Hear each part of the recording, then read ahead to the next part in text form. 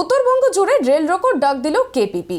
কেন্দ্রের বিরুদ্ধে বঞ্চনার অভিযোগ তুলে আলাদা কামতাপুর রাজ্যের দাবিতে আগামী 6 ডিসেম্বর উত্তরবঙ্গ জুড়ে 12 ঘন্টার রেল রোকো আন্দোলনের ডাক দিল Kamtapur state demand forum.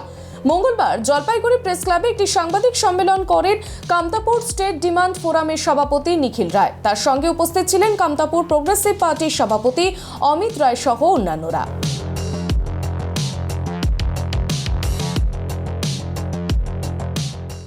Kamtapur people's party United এবং কামতাপুর প্রোগ্রেসিভ পার্টি উভয়ে এই ফোরামের মেম্বার।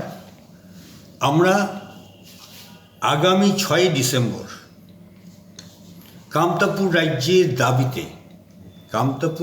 দাবিতে সারা উত্তরবঙ্গে কামতাপুর রাজ্যের দাবিতে আমরা 12 ঘন্টার